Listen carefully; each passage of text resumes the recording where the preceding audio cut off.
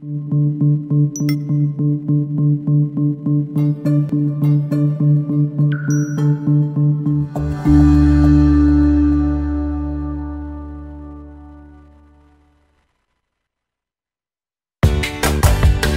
to our podcast, Doing It Right. This podcast reveals authentic stories from successful leaders doing it right. It's about their journey to become a leader, their choices, motivations, and lessons. In essence, how they built successful personal brands. Your host is Valerie Sokolosky, author of 8 leadership books and nationally known as an authority on executive presence and personal branding. Let's get started. Here's Valerie. Welcome to the show today, and are we going to have a really fun and funny show? Because I've been watching our guest for many years as Helen Perry, who is a corporate and personal image consultant, grow her business and become really pretty famous. She does what's called impression management. So let's welcome Helen Perry. Hi, Helen. Hi, Valerie. Thanks for having me. You are so welcome. So what I know about you, Helen, is that for many years you have been working in the image industry. And tell us, first of all, how you got into doing what you're doing. Well, I didn't really mean to. It sort of organically happened. I had my 3rd son within a 5-year period, and I was teaching an exercise class at my church. And one of the students in there noticed that I had sort of changed the way I looked. I went to a seminar by a man named Robert Ponte, who you know. He was an internationally known image consultant at the time in 1983. And he told me that I looked like a PTA mom who sold Tide at meetings. So I could have gotten mad, but instead I changed the way I looked and tightened it up, and one of the women in my class came to me. She said, I just had twins. I want you to come over and do my closet and help me. I said, oh, you need so-and-so. She's been trained by Robert Ponte. I tried to not do it. And I had 5 years in retail. So I got a consultant to go with me who had been trained by him. And she was sort of training me at the same time. And that worked. And then I went out to San Francisco and trained with Robert and some more in New York. But it really just found me, and I'm so grateful to this day for Linda, my friend, who asked me to come do that for her, because I still love it. I have no plans to retire 36 years later. So. Well, I don't think you'll ever retire. Why would you? No, Helen, not as long as there's a breath left in me. That is so true. I'm going to be a fairy godmother. You have won a lot of awards. I want to list them because they're very prestigious. So just listen to this. You won the prestigious Pinnacle Award, I think 2 of them. Is that right? From the Better Business Bureau for Excellence in Customer Service 2 years in a row, followed by the 2015 Award of Distinction. Do you have that in front of you? Can you show us what that looks like? I have an award here. This is, okay. I didn't get an Emmy, but this is about as close as I've And you said you have 2, Helen, so could I borrow one? Sure. Okay. You are my hero, Valerie, and you've been my mentor throughout all this. So you taught me everything good I know. That's very kind, but I'm going to say you did it. Let me tell you about another award. Helen was also named, this is very important, one of Houston's 50 most influential women in 2018 by Houston Woman magazine. Now that I do want to see the front cover of. Do you have it? This was really, I was pretty gobsmacked when they called me on this one. And because many of the women in here were my clients. They were doctors and leaders in Houston. So I don't know if you can see. That's a big magazine, Helen. Yeah. Well, anyway, there I am amongst these incredible women, doctors and scientists and corporate gurus. And it was a beautiful dinner here in February at the Junior League. And one of my sons came, and a lot of the people that helped me along the way, the only empty seat was yours. I have always tried to explain the word you use, impression management. What really is it? For business people, let's talk that first. So Okay. if a man or a woman, and you do work with both, don't you? All right. What do you do for them? What do you do? Impression management is getting in touch, having the self-awareness of how the world sees you. And it's difficult to do by yourself. So I sort of, in theory, hover 20,000 feet above them and look at how people are reacting to them, what their mannerisms are, their tone of voice, their dress, their expressions that may be holding them back, and things they may want to play up more. So there's 3 types of impression management. Authentic is when the person wants the world to see them as they see themselves. Ideal is what I do to really pull out the very best in my clients. And then tactical is the spin, and I don't do that. That's sort of like Scandal, with Olivia Pope. Don't go there, because this show is all about authenticity, and I know that's absolutely, and that's what you do. So go ahead.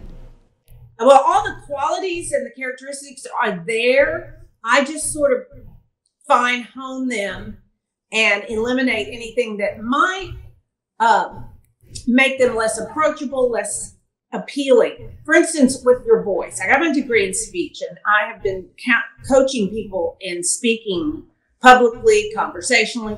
There's always a sweet spot in our vocal register that we can access. But if I speak from up here and I'm nervous, and many times, our voice will betray us when we get nervous or we haven't drunk enough water. And so I work with my clients on diaphragmatic breathing, diction, elocution, so that they give every consonant and every vowel its due sound. Because when people keep telling me, people are asking me to repeat myself, they don't understand me. Well, people aren't finishing every word. So I work with that in their speech, their wardrobe, their mannerisms, their word choice. It's how you do anything is really how you do everything. So how does a person know that they need someone like you? I think we all need a fairy godmother. I get feedback on myself, and the only way I'm able to teach this stuff is because I made every mistake there is. People used to tell me I was intimidating, and I was the 7th of 8 kids, and I was the scrawniest, littlest one. My brothers were big athletes, and you sort of had to claw your way to the dinner table. You had to be, you couldn't be a shrinking violet in my big Irish Catholic family. And I needed to soften it. I needed to look at my word choice and tone it down a little. And I had to work on that myself, and it helped a lot. In today's world, when things are so competitive, I don't know any individual that's working in a business where there's client facing that doesn't, frankly, realize there's growth. Now, when it comes to something that's so personal, Helen, like clothing and wardrobe and even grooming, here's what I often get asked, and I want to know what you would answer on this. Sometimes a boss will say, Valerie, this person is fabulous. They have all the skills and competencies. They're the greatest of the great in their skills, but they're lacking. And when they start listing the lacking, oftentimes it's those little things like, let's say the woman needs to dress a little bit more professional, or, trend is great, but not at work. Or even worse, business casual. What is that? And so oftentimes they'll say, I don't know how to address something like this with particularly a woman, so I need some help. Do you get those same calls? Yes, exactly. So I get the list from them, and then I'm the messenger. And if they want to shoot the messenger, I'm in and out and give the presentation or coach them. But it's very difficult to, especially for a gentleman, to speak to a subordinate that's a woman and say, your blouses are too low cut, your skirts are too short, your sweaters are too tight. Women have a lot more ways to shoot themselves in the foot than men. But men need to also, do their grooming and hair gel and look like they didn't just roll out of bed and show up at work. I get a lot of young women that don't want to wear makeup to work. And I think that's like deodorant. It's just part of your grooming.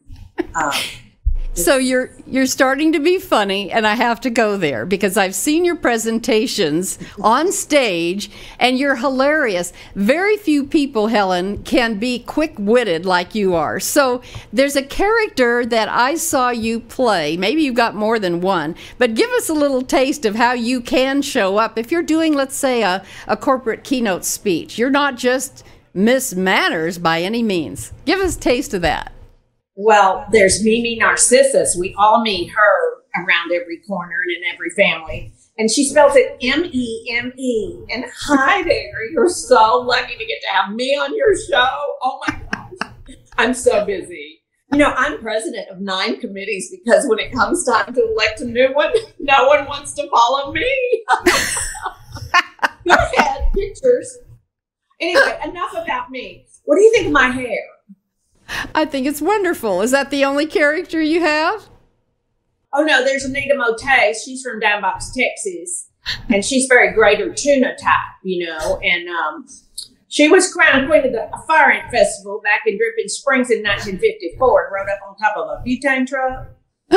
My best friend, Ella Ray Smith, and me, we teach macrame and beanbag chair making down at the VFW. Oh, Helen, that's great. And it does make speaking. I go to the Gallerina in Houston or Dallas, and we ride my butane truck right up there by Needless Markup, and I do what I call retail therapy. Valerie, I just breathe better in mall air. Well, I agree with you.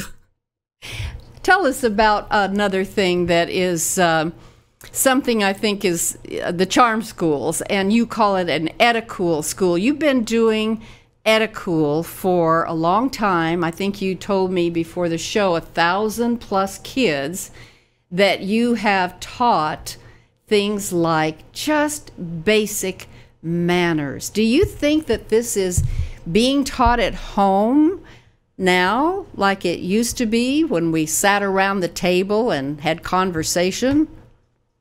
No. When I grew up, all 10 of us sat down at 6 o'clock every night, and my dad would flick you in the head if you picked up your fork like a pitchfork. But now when I go teach at Rice University or A&M or SMU or anywhere, I ask the college students, I give them the utensils and I put them in the middle of each place, and just a simple knife, spoon, and fork, they don't know which way to put it, and they get it backwards, and adults and corporations. So they don't know themselves. And when my grandkids come over and we sit down, the TV goes off and they really set the table and we use cloth napkins. But in Eticool School, I teach eye contact, a good handshake, how to introduce themselves. I tell those kids, when your parents introduce you, you look at that person in the eye. There's nothing they're more proud of. No car, no boat, no painting.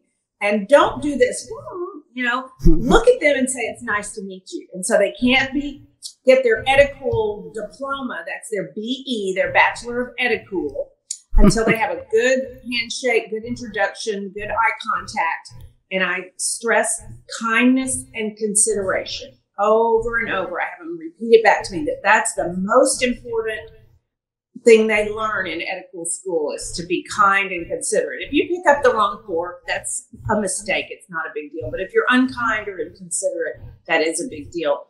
And, you know, it's probably what pushed me into this career was that in the 7th grade, the cutest boy in the whole school told me I was ugly. My dress was ugly. My shoes were ugly. Everything about me was ugly. And of course, after raising 3 boys, I know now he probably liked me, but at the time, it didn't feel like it. And I thought, well, I'll show you. I'll just make everybody look good. I'll be an image consultant. I think that was in my subconscious. Well, you never know what those little triggers are going to be that cause you to do what you're doing. Helen, what are the trends out there that you're seeing in business that someone like you can recognize and help in your training programs? What are some of the major topics that people ask you? I got a call last week for email etiquette, or I call it netiquette, which I talk about social media etiquette, emails. And so some companies want me to coach especially people where English is their second language and they want me to coach them on email. So they can shoot me the email. I'll proofread it before it's sent out. But I do have a whole course on e-etiquette or netiquette pertaining to that. Impression management, most people have not heard of, and they really like it when I talk about it. I also do goal accomplishment, customer service. Leadership is really big, as you know, and that's your sweet spot. I just always want to leave a staff intact and encouraged, and letting them know that A, B, C is strong. We could work a little harder on D, and leave them encouraged. Helen, I have a question here. You touched on something that I thought it was super pertinent, considering that I am a foreigner and English is not my first language.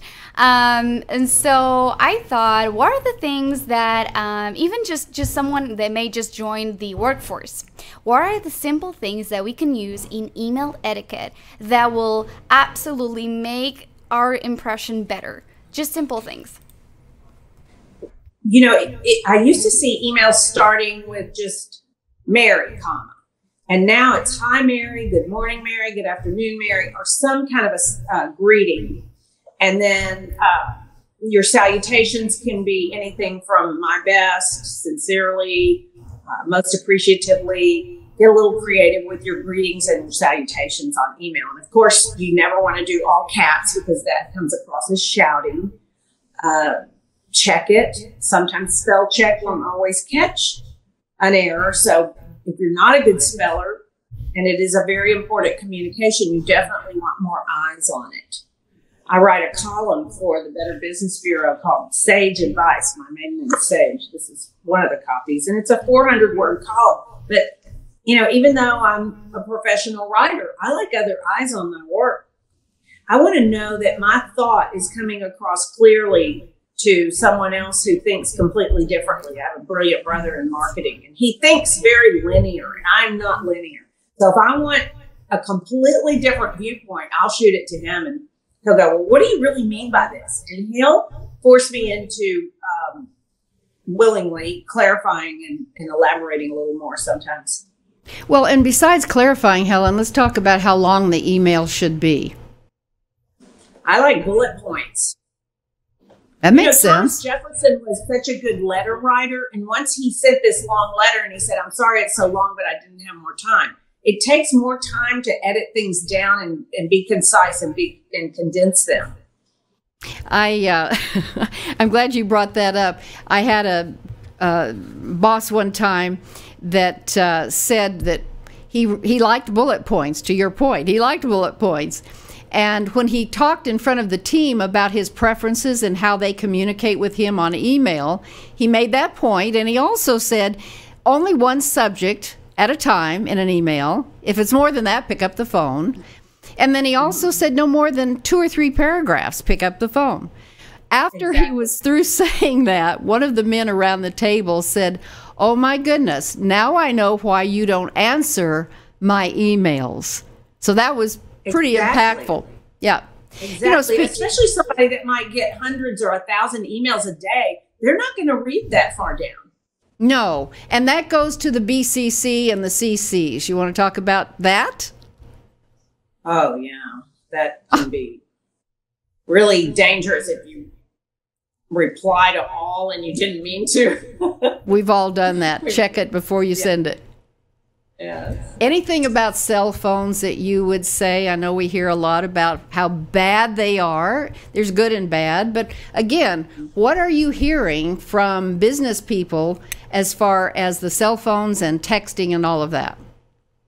Well, I think it definitely robs productivity when people are on their personal cell phones during work hours. They need to have a time at lunch and afterwards to check it, turn it off during meetings. It's an addiction to keep wanting to check it. And we have to catch ourselves on that. It's really interesting when your summary comes back and it shows you how many hours a week you spent on the phone. And you said addiction. There really are statistics that say you can be addicted. and just go to the mall and watch people walking. They're tripping all over each other because they're looking down at their phone. Well, like if I'm doing this and I'm going, gee, you're really important to me. I'm so glad that you're here. Right. Well, I don't think so. Helen, when you grew up, what was it like? You said you were the 6th of 7. Is that right? 7 of 8. 8 kids. Yeah. I would visit my cousins, the O'Connors in Dallas, and they had 14, 7 of each. We had 4 of each. We called it Planned Parenthood.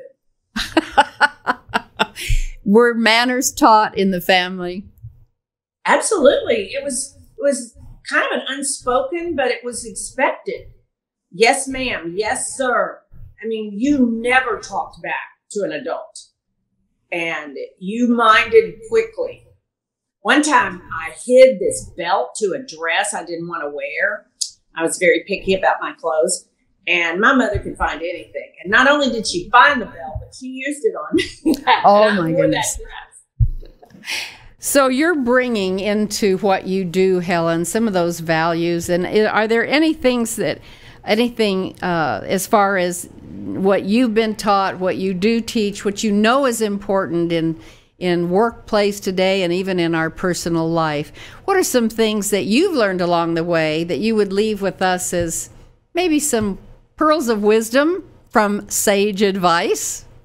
Sage advice. Well, Valerie, you and I have been through happy times together and some of our saddest times together. And I think we all have to realize that everybody is usually trying as hard as they can, and to cut them some slack, and then to look at yourself and keep your own side of the street clean and see, what am I doing that I may not intend to be annoying, but it could come off that way. Because sometimes we just don't know, we don't know.